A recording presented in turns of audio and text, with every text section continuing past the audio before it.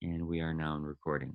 So again, good morning and thank you to everyone for joining us. We are excited to go through and make sure that the digital remote learning experience is not only easy and smooth, but also functional to make sure that you can navigate it at all times. We will be covering today both the methods by which you log in via tablet, phone, or device, and also via your own computer if you're using a PC or Apple computer. Miss Alman, can you see my screen? Yes, sir. I can see your screen. Awesome. Do you want to greet your Victory Tampa Knight family as principal? Yes. Happy Saturday, everyone. Welcome. I'm glad you're here for our Saturday session of school. We can be like the kids today and enjoy all the new information that we're learning. The teachers have been doing a ton of training over the last 2 weeks. We have the building getting set up. Everyone is super excited to see faces either in person or virtually. So welcome, everyone, and enjoy. Thank you, Principal Alman. So as we did say that this is just a small portion of the training that the teachers got around the country. The success or the challenges that happen within a virtual program hosted by a school is the level of training that you do for parents and teachers. So we're super happy and grateful that everyone is doing their part to make sure that we're ready for this new era of learning. So we'll go right into step one, which is if you are helping your child log in from a device, like a tablet, for example, or an iPad, this will be for those devices, and then we'll go into logging in from the computer as well. Please remember that logging in via phone isn't sufficient or acceptable because teachers will be sharing presentations, documents, videos even, and the phone screen is too small to see for sufficient learning to take place. So we do ask, please, that if you are using a non-computer device, it is a large tablet with a screen to make sure your students can see everything. So whether on your Apple or Google Android device, you go to the App Store, you search for the app, and it's called Zoom Cloud Meetings, and you click download it to install on your device. Everyone that's here, you probably have already done that, so congratulations. We're past step one. Whenever you need to log in, there will be two ways in which you can do it. As communicated in some of the letters and remind messages that have been released, students will all get a list of Zoom codes to log on to their specific cohort classroom codes, because with the exception of a few classes, as parents remember, students will be in the same Zoom for the majority of the day, if not the whole day. It'll be the teachers that are the ones that are signing on. So all of the instructions on which Zoom do I join, what if my child's homeroom teacher is missed service, where do I go? Do not worry, you will get that all in a super easy to follow document. What we want to make sure is you're familiar with the program. So to join a meeting, you simply click join a meeting. We do request that everyone creates a Zoom account so that you have easy access to features by clicking sign up, and your child and you would go through and put in your name and information. But even if you didn't have time to do that for a given time, or even if you forgot your account information, don't worry. All you do is click join a meeting, and it'll take you to the specific code entry process. So now that I've clicked join a meeting, I put in the meeting ID, which I type in here, which again, the school will release all of the Zoom codes for your students with an easy to follow guide of which code is for which student. And I click join. Usually if everything is ready and your child is ready for their camera and their audio, you want to click connect to audio and turn on the video. So see how these are off. That means that the audio will be on and the video will be on. So if for whatever reason you're having some sort of technical difficulty, you can click those, but we do recommend clicking them off. And Mr. Vieira, if there's a question that you think should be answered at some point, please feel free to let me know, okay? And that way I'll pause and we can answer something that's coming in through the chat. All right. So now that I've clicked join a meeting, I enter the meeting ID, which all of you did this morning, so you're familiar with that. What is super, super important, as you see here, is that it must be the full name. When you click join, you must make sure that when your scholar enters his or her first and last name, it matches the first and last name on the roster. To make sure that the meetings are secure and to protect strangers from being able to log in, we will match the names. Each teacher will match the name to the students on that particular attendance roster. So we know some students have nicknames or short names, pseudonyms.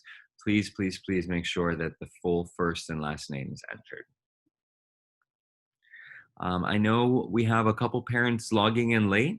For those that are here, welcome. Thank you for joining us. For whatever you've missed, don't worry. We will be releasing a recording of this video to all parents that'll be uploaded to our website and sent to parents via remind in the email. So once you've clicked join a meeting and you put in your first and last name, the scholar will enter the meeting passcode. Again, this will be on the spreadsheet released to all parents that has the Zoom code and the passwords for each meeting. For now, all the Zoom classroom passwords, to make it easy, will be Nights 2020. It is very, very important, please, that this password only be shared among students and parents within the school. We want to try to avoid having anyone else log in. And if that happens, there's measures that Zoom does to prevent that. And that's why we have a waiting room to check the name. But please, please, please, to make things easier and smoother, do not share that password.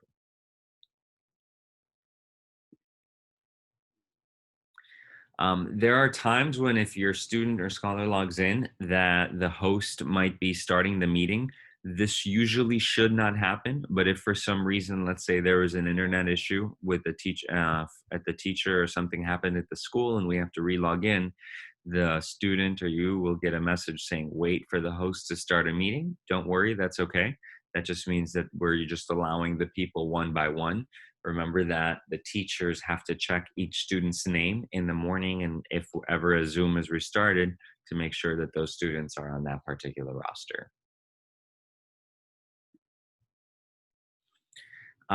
Now, something important is that everyone will be watching the presentation and the video and all the visual parts of the classroom experience through the computer, through, in this case, the tablet. But you do have two options of how to listen into every class session. And that is, as you see over here, the internet audio or dialing in. We do ask that if you have slow internet and you're not sure that it'll be good enough to do both the video and audio, that if your student, if your scholar has a cell phone that they can use to dial in, that way what you do is you watch the video on the computer, but you click dial in, and there's guidance and phone numbers and instructions on what you do after. So I'll go through that in a second. But if your scholar does not have a phone, like a cell phone or a home phone that they can dial in, then your only option is to call using internet audio. Our recommendation and our request is that if you do have both a computer device and a phone for the students to dial in, it does make things clearer if you dial in via phone. But if you have a super awesome internet connection, like some houses do today, then you can click call using internet audio. So let's imagine that I clicked dial in. And what happens when you do that is these instructions pop up. You can call any one of these phone numbers. Usually the first one at the top is fine. And Zoom will answer the computer automated response system. And it will say, please enter your meeting ID. You'll enter the meeting ID. Then it'll say, please enter your participant ID. And it might ask you for a passcode. Sometimes for security measures, Zoom just asks you for the participant ID and you press pound. But all the instructions will pop up on your phone or tablet to be able to dial into the session if you don't want to use your internet for the audio. Conversely, if you just want to use your internet for audio, you just say call using internet audio. It'll take 3 seconds, and then you'll be able to use your microphone and speakers from your computer.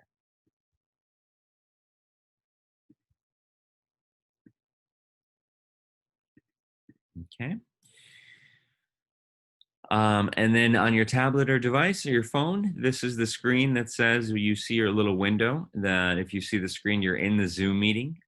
In order to see the other participants or the shared screen, if the teacher is sharing a screen, you simply swipe from left to right, and you're able to toggle between looking at other participants and whatever might be shared in the screen.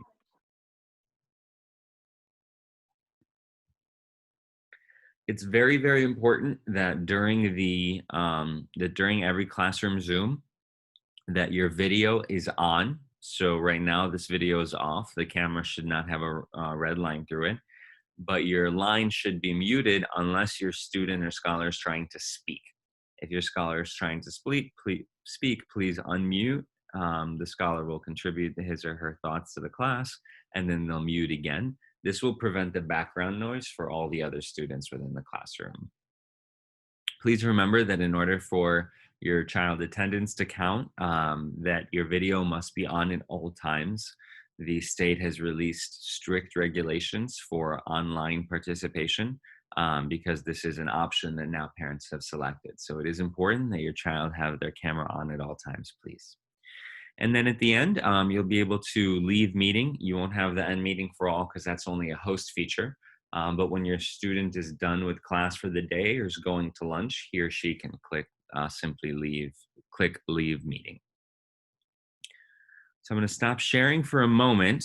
And if anyone has any questions, please either raise your hand or give me a wave by waving at your camera. Otherwise, if everything looks good, simple and easy follow, give me a thumbs up to your video and we'll go on for logging on to the computer. Okay, I appreciate that.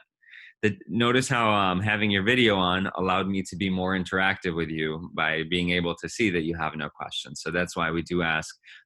For this venue, we're with parents, so that's quite all right. But in the future, when your students are on, that's the beauty of having them with their camera on. So we will now resume. It's a Zoom joke there. We will now resume. And we will talk about how to log in from the computer. So let's say I don't have a phone or a tablet, and I'm going to go simply right to my computer. Same thing. I download the Zoom desktop app by going to zoom.us support download. If you click on the link that we will provide in the spreadsheets, then it'll auto download. We do ask that before the first day of school starts, that this week parents download Zoom on their phones to make sure, or on their computer, excuse me, to make sure that won't take minutes the first time.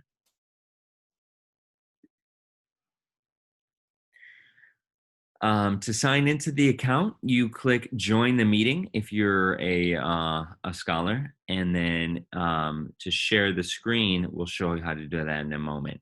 Usually, again, the way that we will do the spreadsheets for you, if you put them via email, you'll be able to click on it. But if you have a printout, which we will provide to all parents in the coming week, then you would simply use you would click join, and this screen would pop up. You would put your first name and last name. Again, please make sure that it's accurate.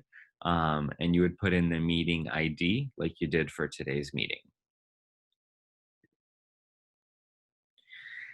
Same kind of drill here. If you are confident that you have good internet, then you would just click on this computer audio and there will be a button that says join via internet. But if you're worried that your internet is slow or lagging, then you would click phone call on this tab here. You would dial in the phone number, put in the meeting ID and the participant. In order to do that, you would first have to click join audio. So again, I'm going to retrace the steps. I click join audio, then this little window will appear here. I'll either select phone call or computer audio and follow the instructions to dial in.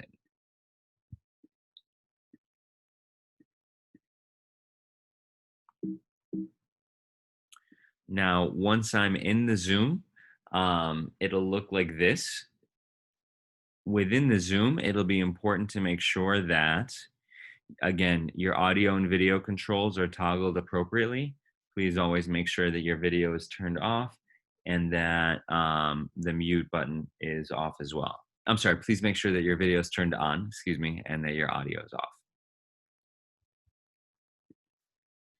So now that your video is on without the little red line and that your audio is muted, let's go through some of the features of Zoom that are very important for your students to be able to interact with the teacher.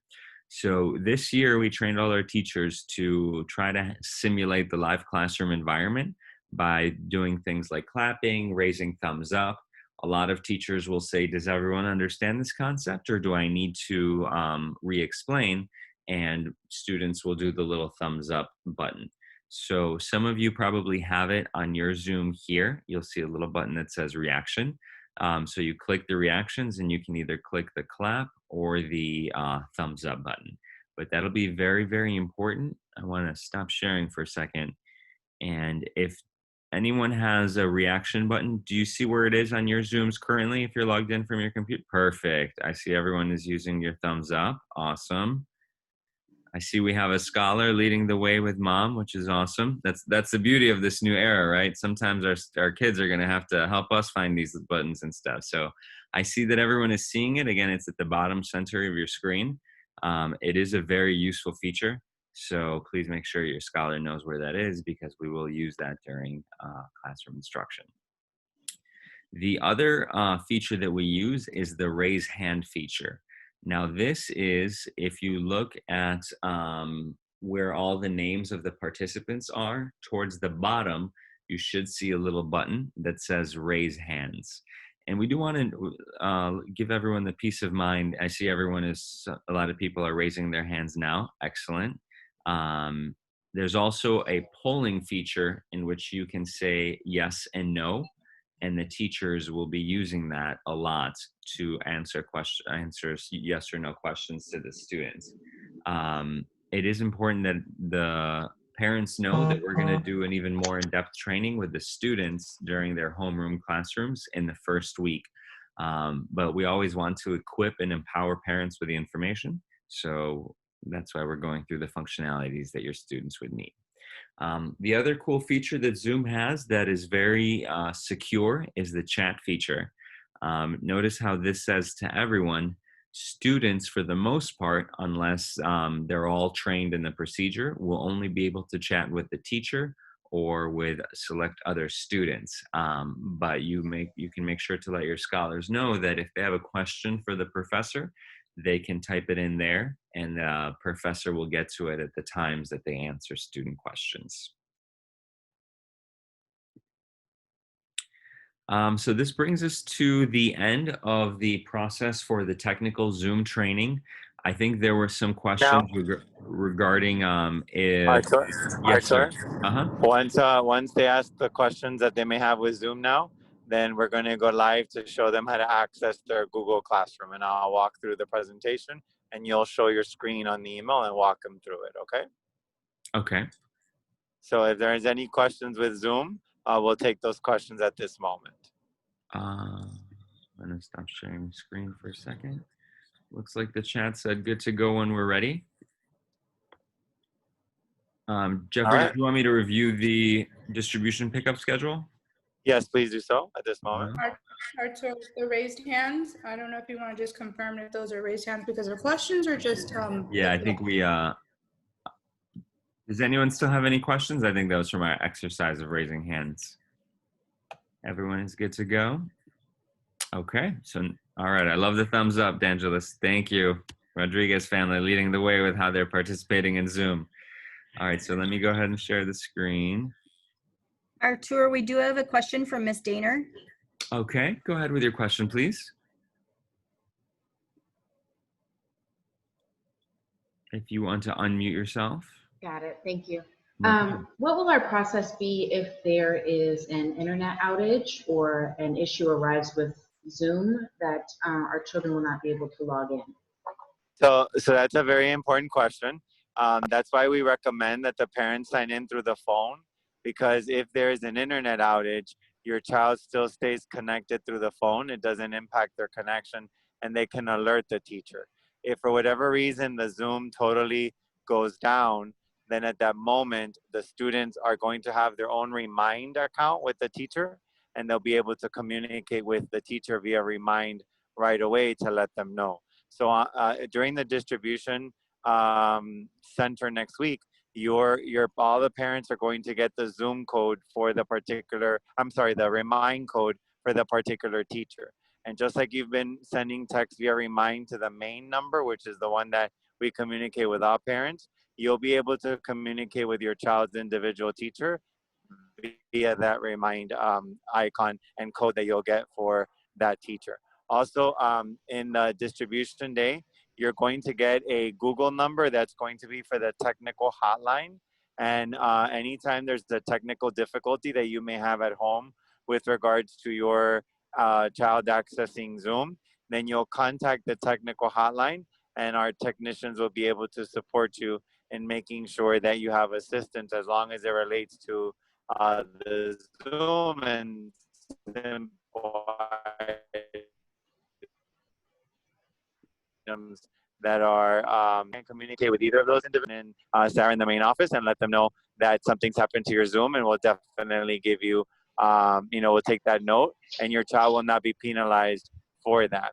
I want everyone to know that through Remind School-Wide News, we'll always keep parents aware if there's any difficulties that are taking place school-wide, so that you're able to stay in touch with what's taking place. Once the first week of school goes by and all of the students take their diagnostics for iReady, Reading Plus, and iExcel, then the students will be able to access those programs to still continue learning should anything happen to Zoom in that particular moment. So I would say that for the most part, 90% of the time, Zoom does a very good job of staying workable during technical difficulties, as long as the students are able to connect either via the phone or have that as an option should they start losing their internet. I want to also remind the parents that the phone numbers for Zoom are always the same. So like, for example, on my end, I have one that I picked and I have it in my contacts as Zoom number. And therefore I can always reach it in case I lose my internet on the computer. And then I just need to plug in the meeting ID. And what's going to happen is that when you plug in the meeting ID, if you're not connected to the Zoom system, instead of entering the participant ID, you just press pound and it automatically takes you in as a phone participant. And then that way, if you're needing to access that way, you're able to do so. So if you're using the Zoom phone audio with the actual Zoom platform and to connect it to your video, you want to put the participant ID. But if you, for whatever reason, lose Zoom, then you can go ahead and just press pound at that moment and it would connect you as a phone user. We have a question from Melissa. Melissa, if you want to unmute yourself. Yes. So because I know last year with the pandemic, when everybody went home, the teachers, even though it was like a little bit unorganized, we still had email access to personalize. Now with the new school year, for those that chose to do home learning, will we have separate teachers than the teachers at school, or will it be like one Yes. teacher? Okay. No, And then with we that, have teachers at school that are going to be virtual teachers all day, and we have teachers at school that are face to face. So in kindergarten through 5th grade, because it's different in the middle school, and I'll share the difference. In kindergarten through 5th grade, we have homerooms that are just nights at home, which are virtual students, and that teacher all day is teaching virtual students. And then we have a night at school, which is with teachers that are at school, and those students will have face-to-face learning. The reason that that is done is because if for whatever reason, universe forbid, we end up with a positive COVID-19 case at school, we have to close the building for 4 days for cleaning. And immediately the students would have to go all to Zoom. So that's why we have to have the teachers separated, so that if we do go all to Zoom for whatever reason, each student has their teacher to support them at that moment. We will have a master list of all of the emails of the teachers in the distribution center, so that you're still able to email the teacher at any time that you need to communicate with them as well. And please keep in mind, as I will share momentarily, each student, kindergarten through 8th grade at our school, will get a Victory Charter Tampa email, which is going to be the means by which they're going to access Google Classroom and access all of the different features that are going to be available to them as a night on Google Suite. So that's something that's really important, because by that email, you'll also have access to communicate with your teacher as a student. So students will be able to communicate with their teachers at all times. That was my Via next email. question, if they can Yes. contact directly, because with hurricane season coming and with all of this starting new, for the students to have direct communication with them, because everyone lives differently. So if and when the internet does go out in certain buildings and certain apartment complexes like myself, there's sometimes where it'll just be out for the day and we can't do anything. So we Absolutely. just have to weigh it out. So that's why, like with the phone, direct contact with the teacher is great. So I just wanted to Yes. make sure that that was an option. The other thing that I want to let you know is when you get your Remind account for your particular teacher, on Uh-huh. your Remind app, you're going to be I able have to that on my press. phone, yes. Good. So you're going to be able to press the phone icon that's going to be at the right-hand side, and you're going to Mhm. be, that'll dial the teacher on their phone through Remind as well. So Okay. there's many means of communication that we have for you to facilitate the process. And I Okay. know I heard from many parents as I've been speaking to them that last year in the spring, the virtual learning was not as organized as we implemented at our Victory schools. So I want you to know that you will have all of the resources that you need to succeed. And we've been training the teachers during the last couple of days, so they would have everything that they need to deliver a first quality program. The other thing that's really important is I want to remind the parents that they need to have a place for their child to be focused throughout their school day. Because remember, this is not just that they're going to be on the computer for an hour, they're on the computer for a school day with breaks in between that the teachers provide for their eyes and also for their brain. So we call them brain breaks. And the teacher will tell them at that moment, okay, please take off your video at this moment, and you go have your recess for 10 minutes, or go have your brain break for 10 minutes. And then the teacher shares a clock on the screen, and then in turn, the students will know how much time they have. The teacher also is going to tell them when lunch is going to take place, because depending on the grade level and the class, each grade level has lunch at a different time. And something that's really important is we've tried to make the schedule mirror what happens at school, so that when we do return full time to school, the student is not going through a culture shock, because they have already been part of a scheduled process. So all kindergarten, for example, are having lunch at the same lunch process. I encourage parents to prepare lunch for their children in the morning, just like if they don't have to be dependent on you, or even if you're home working from home, they don't have to be dependent on you to prepare their lunch, but that they're experiencing the same at school environment, even though they're accessing that education through a technological device. Jeffrey, we have a question from Ashley that she sent privately to me, but I wish that we can address this with everyone. Her question is, if we are to shut down given a COVID positive, God forbid, would it be 4 business days or 4 consecutive days? 4 calendar days. The way that it works is, for example, we had a school in Tennessee. One of our schools last week had a positive COVID-19 case, and it had to close for 4 days. Because it was on a Wednesday, they closed Thursday, Friday, Saturday, Sunday. The cleaning crews that are specialized and certified for COVID-19 cleaning come into the building and they clean, and then students return the following at the end of the 4 days. Please understand that COVID-19 tracing has certain requirements that we must follow. So for example, if there's multiple teachers impacted by that one situation, it could yield additional days of closure, because it depends on the number of teachers that are impacted and the number of students that are impacted. So at that moment, minimally 4 days, but it could go up until 14 days. That's why we are prepared for all cases. We are prepared for the virtual learning for those parents that chose virtual learning. We are prepared for those parents who chose face-to-face. And should a situation arise in which we have to close, we are ready to go with the Zoom and ready to go with instruction, which is why we're taking the quality time to train everyone at this moment, so that everyone is calm and everyone is secure that at Victory Charter Schools, we have your back, you have your children's back, and that's all the backup they need to make sure that they successfully complete this year without missing any educational processes.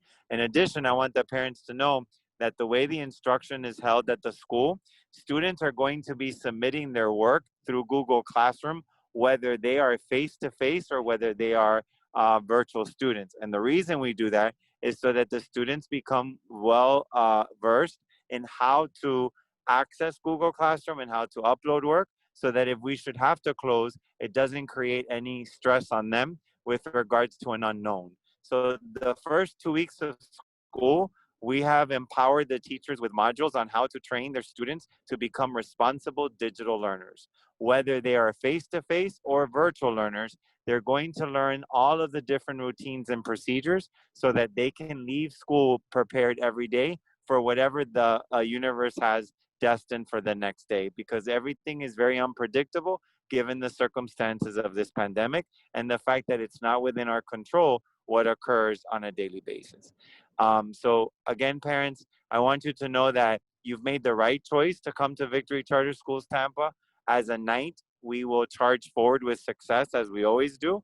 And along the way, as you've seen the communication that we provide you regularly, you will be informed, because as a father myself and as the CEO of this firm, I expect that parents be communicated with and informed, because I know that in our hands, you put your most precious jewels, which are your children. And we have a responsibility to make sure that as our co-teacher, because we look at parents as a co-teacher in the educational experience of the children, you are able to support your child at home. Other questions, Mark or Artur, that you're seeing on the chat, or any other parent that would have a question before we go on to the distribution schedule, as well as the Google Classroom access? I have a question from Veronica's iPhone regarding the lunchtime. Can all the 2nd to 5th grade have the same lunchtime? Many parents work from home, and it's hard to have several lunches at different times. For the digital learners at home, the reason that it's very difficult for us to do that, just for everyone to understand, is that all of the services have to be provided to the students. So what does that mean?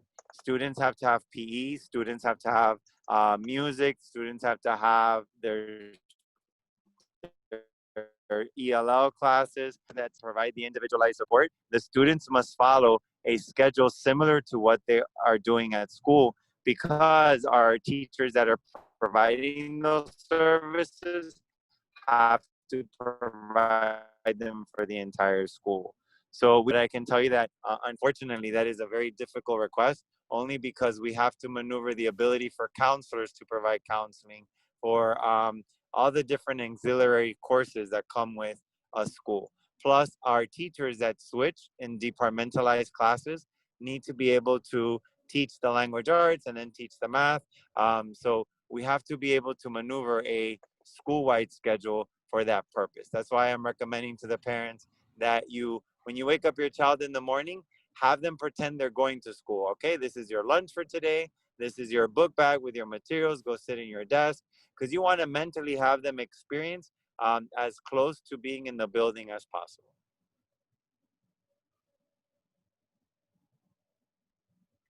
All right, with that said, Artur, go ahead and review the distribution schedule, and then we'll go to Google Classroom. Sounds good.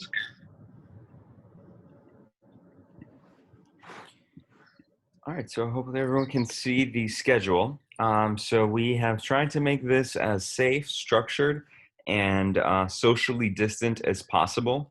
I'll let Ms. Allman speak to some of the pickup processes and where parents drive through. But as you see here for the schedule, on Tuesday, August 18th from 3 to 5, grades kindergarten through 4th grade will be picking up. So if you have a child in kindergarten, 1st, 2nd, 3rd, or 4th, you will be picking up the materials you need to be learning from home from 3 to 5 p.m. on Tuesday. And Artur, just for clarification of all parents, regardless of whether you are a digital learner or a face-to-face learner, you still need to come to the school to pick up your materials. All materials will be distributed at those distribution times for both nights at home and nights at school. The reason we're doing that is so that you have all of your materials, because since everything is so unpredictable, we never want your child not to be able to access learning as a result of a scheduled circumstance. So we are giving everyone their materials during these 3 days. Go ahead, Artur. And on Wednesday, grades 5 through 8 will be picking up their materials. If for whatever reason you are working or unavailable for both of those dates, then we have a backup date, which is Saturday, August 22nd from 1 to 3 p.m. We do recommend that just for the sake of being proactive and allowing the students to review everything prior to the start of school, that you attend the Tuesday or Wednesday date, but we understand families have busy schedules. Thus, we made that third date available. And as you see here at the bottom, if you have multiple scholars at the school, then we ask that you please come on the day of your older scholar. So if I have an 8th grader and a 2nd grader, then I'll make sure that I come on Wednesday because my oldest scholar is in 8th grade. And just to add a little bit to that as well, for the distribution, as you've just heard, it is for everyone doing virtual or face-to-face. Part of that is, like Jeffrey said, Mr. Hernandez said, to pick up your supplies so that we are ready just in case we have to go virtual overnight. The other thing is we are providing the uniforms during these pickups, as well as yearbooks for those who have ordered those. So it's a variety of materials that will be picked up on those days. When you arrive, you'll pull into the entrance from Sheldon. You'll drive around the entire car loop. We'll have stations set up. Teachers will come out to you. We'll ask your student's name and grade, and then we'll deliver the items to your car. So everyone will stay in their car, and it will be a quick process through the car line. It's also very important that the parents refer to the supply list that was sent home about 2 to 3 weeks ago. There's 2 different supply lists, one for the nights at school and the other one for the nights at home. Depending on which option you selected, there's different supplies that you need to have available for your child. Particularly the ones that are nights at home, it's critical that they have the supplies for that first day of school on Monday so that the teachers can walk them through how to use the supplies virtually and how everything is going to be working around the day when they're in their classes. So please make sure that if you haven't accessed the supply list, it's also on our website. And should you need it again, please contact the school office and we'll be more than happy to email it to you so that you have your materials. And again, I want to reiterate that every child should have an area in the house that they're able to do their assignments and spend their time on class with focus. Please remember that the headphones we're recommending to the parents are the over-the-ear headphones that have the microphone so that the student can block out any noise, any background noise that happens from the operations of their home. Parents were asking that you understand that even though the students are using Zoom, that you are not helping them in any way throughout the day with their academics. Obviously, when they have their homework assignments, as normally you would do with the children, you will help them with that. But during the day, when they're doing their work, their teachers are the ones responsible for guiding their practice and also for supporting their learning. And we do that purposely first to make sure that the assessment process that we're doing in school still has integrity and can dictate the data around what your child needs versus data that is being compromised with the help of the parents. So during the day, we ask that the parents let the student have their productive struggle, those struggles, so that they can accelerate their standard that they're learning at that moment. And then when they do their homework, then that is the time in which the parent engages and develops that educational experience and partnership with their child. Go ahead, Angela. Oh, that was all I had. Okay. Artur, the first day of school, I want to reiterate to the parents that, as you know, there's been a lot of confusion around the first day of school in Hillsborough. Obviously, we go by what the school district indicates around that process. But as you know, the Commissioner of Education denied the proposal of Hillsborough to extend the e-learning process for the first 4 weeks and required Hillsborough to open like they had originally planned on their reopening plan. What that did was that all of the schools that had their reopening plan submitted had to reactivate. So for us, our first day is August 24th as originally planned. and it's opening school based on the learning option you selected. So if you selected nights at school, then your child reports to school that day at 7:45 for their classes. And if your child selected nights at home, then your child selects the the child goes online via Zoom and delivers the instruction that the teacher will deliver instruction via Zoom. All right, again, we're starting August 24th, and I want to remind the parents that the hours of school is 7:45 to 3:15. Angela or Don, anything you want to No, those add are to good. that from the school? Nope, those are good Excellent. reminders. Okay, so at this time, Artur, if you can sign into my Chattanooga email Sure. and share your screen. I'm going to walk the parents on how to sign into Google Classroom. Please understand that every child is going to get their own email. So this process that we're about to do, and Artur is going to walk you from going to gmail.com, signing in, what you do so that you're aware of how to do it. So the first thing is all of our student emails are a Gmail platform email. So you will go on your computer to gmail.com. So Artur, you're sharing your screen? I am in the process, yeah. Okay. So So you would go first to gmail.com. Make sure you go to gmail.com. When you get to gmail.com, you're going to enter the email for your student, which you will get next week.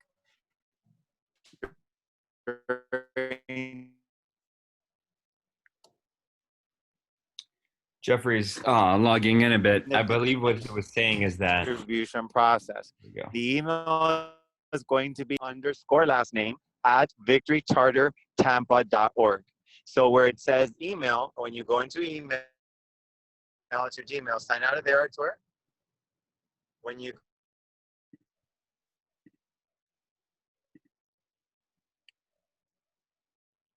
So as you see, because go we into the have Gmail, so you're going many to add, when you go accounts. in, like, Yeah, when can you hear we me? have so many. Yes, we can. Jeffrey, you're in and out a little bit. Hello? Guide them through signing in if you like. Jeffrey? We apologize, everyone. In this new era, this is something that we're all going to have to get used to, as the internet can be a little unpredictable. But luckily, we have backup presenters and myself, Mr. Vera, and Ms. Allman. So every student, I don't know if everyone heard Mr. Hernandez, will be getting their Gmail username and password. That'll be part of what you receive during the distribution. So you simply go to gmail.com, you enter the appropriate email. So this, in my case, it's saved. And then you click next. You click in the password, again, that we will provide to you on the distribution day. Again, this one is saved. And when you click next, it will take you to your email accounts. Now, I don't want to share Mr. Hernandez's email information, but when you get to the email, there will be 9 little dots at the top of your process, like you see here. So whether you're in Google Classroom, whether you're in Gmail, always at the top of any Google application, there will be these 9 little dots. And what you do is you click them and you scroll all the way down into where it says Classroom. The student accounts will have less icons because this is for an administrator account. But as you see here, there's a Unmute yourself so I can talk more.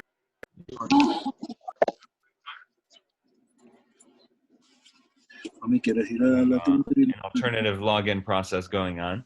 And then once you click Classroom, it'll take you into here.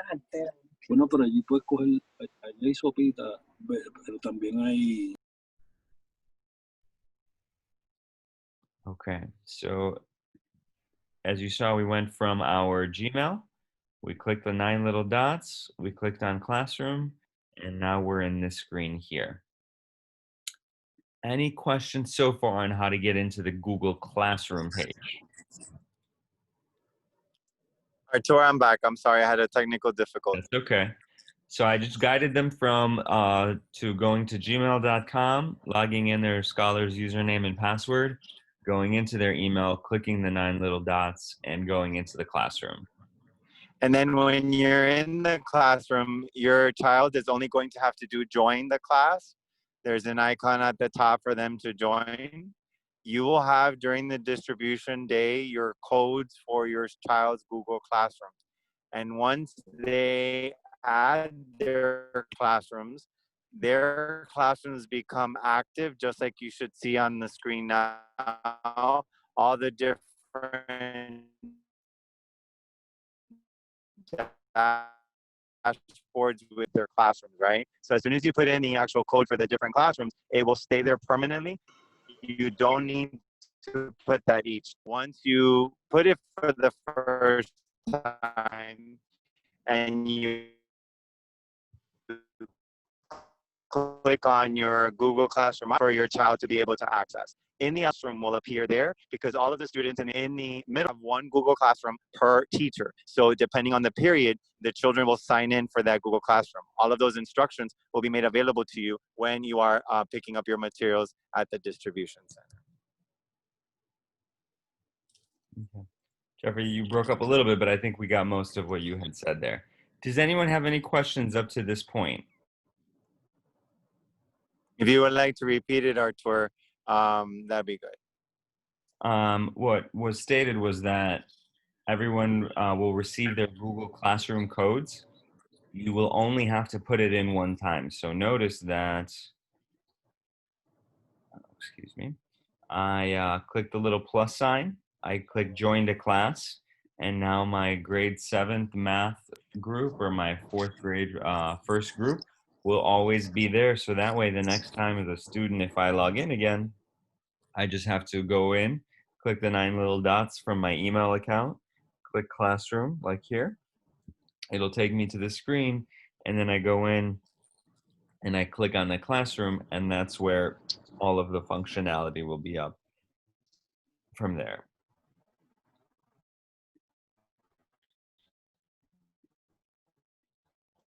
Jeffrey, was there a next step?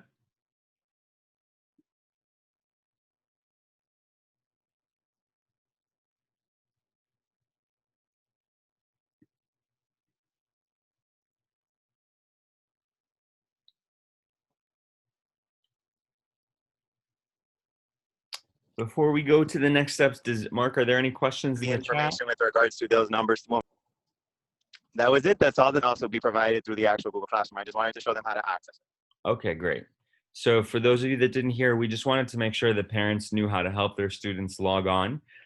There's a world of functionality within the Google Classroom platform that we will be training your students directly on how to upload assignments, download assignments, check their grades, all that good stuff. We didn't want to occupy your entire Saturday and Sunday by going through that, but additional communication instructions will be provided for students. Like Mr. Hernandez said, for now, we just wanted to make sure that everyone was able to log in with their child. So I will stop the share of the screen. And if there, Mark, are there any other questions within the chat that we need to address? I'm looking through. I do see a question from Ms. Zizelman with, it's a good question. Will students have to be connected at the same time on Google and Zoom? The answer is yes. So they're two separate platforms. On Google, it's basically like having your Facebook page open. If you want to think about Google Classroom as a Facebook where teachers post things, student post responses, and you can upload assignments, pictures, and you can do interactive activities. So I can be a teacher and I can say, okay, everyone, I want you to open this assignment on Google Classroom. And as a teacher, I'll say, click this link. And as a student, I'll click the link in Google Class, but I'll still have my Zoom open because we're still within the classroom. That is a very good, important, that's a question, good question, thank you. Arthur, we have a question from Zerone. What protocol do you have to make sure that the scholars are engaged during the virtual sessions? That's an active parent question right there. That's a good question. So periodically, the teachers will scroll through the cameras. I don't know if you guys are able to see this on your end, but if you like click the right arrow on the participants, you'll see that some people have their camera on, some people have their camera off. So the teacher will always be scanning through to make sure that everyone has their camera on. In addition, if a student seems like they might be trying to take a little nap, the teacher will make sure to either send a remind text to that student, or they will be able to click on that student, either send them a personal chat, or they'll say, if necessary, Johnny, I know you're closing your eyes and you're meditating because you love math so much, but I need you here with me. So we'll always make sure that the protocol is there. The other circumstance is, you know, every student might have a moment or two of challenge, but if there is a pattern, The teachers the teacher will reach out to the parents just to collaborate, because we know that as parents, we would all want to know if our children weren't paying attention, and so if it becomes something that the teacher feels he or she is not able to maneuver, then the parents will be contacted. That's a good question. Mr. Glantz, just to add to that as well, so all of the parents feel comfortable, the teachers have already been planning classroom management techniques for the face-to-face and virtual, because we know that it is going to be difficult at sometimes for students to pay attention on the computer this long. So attention getting strategies, brain breaks, body breaks, you know, making sure that all of the lessons are truly engaging. The teachers are working very hard to make sure that the students want to pay attention through the entire lesson, just as we would want them to do in class. So teachers are working on it. And I do see the question of, will the Google codes be distributed with the Zoom codes? The answer to that is yes. All the teachers are working this week to populate the different spreadsheets that we're releasing with Google codes. So we will make sure that the Zoom and the Google codes are on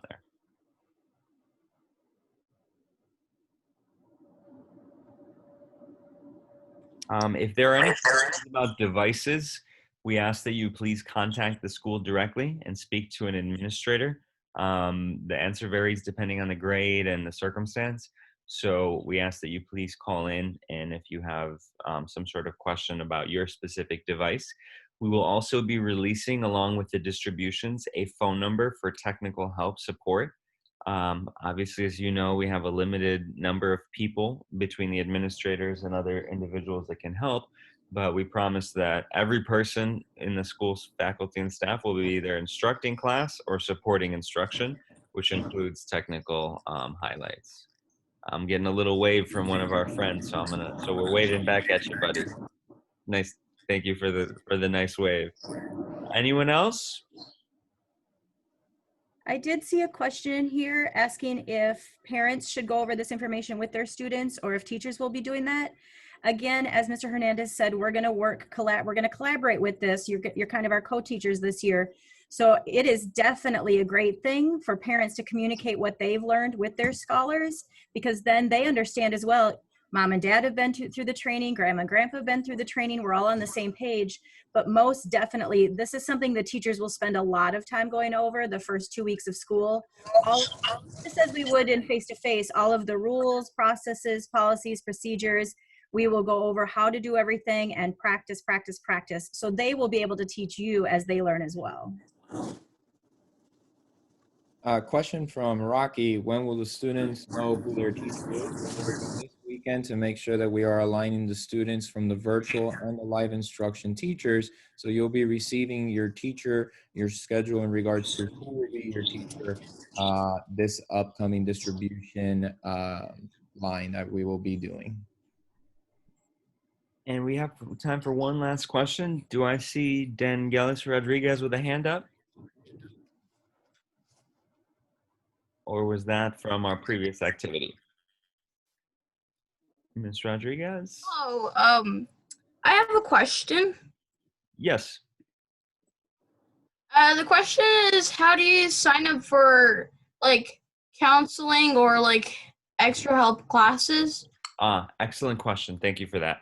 So different grade levels will have different processes for additional help. Our teachers will be having office hours, which will be communicated to students and parents during the first week or the second week of school. With regards to counseling services, there will be a separate parent letter that will be released for the phone number, the email, and the method by which we will have students request counseling services. So both of those things, including, and I don't know if people remember for those that, because I do see some familiar faces. Say that again. And hopefully that was a thank you. No problem. You're welcome. So, and as far as ESC and special education services for those parents that have students with additional service needs, those will be provided via Zoom as well. Specific teachers for the ESC and ELL program will reach out to their students and their parents to coordinate that. All right, I see you get it now. Thank you, Dangelis. That was a very good question. So it is 12 o'clock. We want to be respectful of everyone's time. We want to thank you. This year the success of this school year will hinge most upon the collaboration between parents and the school, as well as the flexibility of everyone, because as everyone knows, there's no instruction set for how to lead school in a year of a pandemic. But definitely instruction number one is communicate, communicate, communicate. And you took time out of your Saturday afternoon to do that with us here. So that means the world to us. We appreciate it.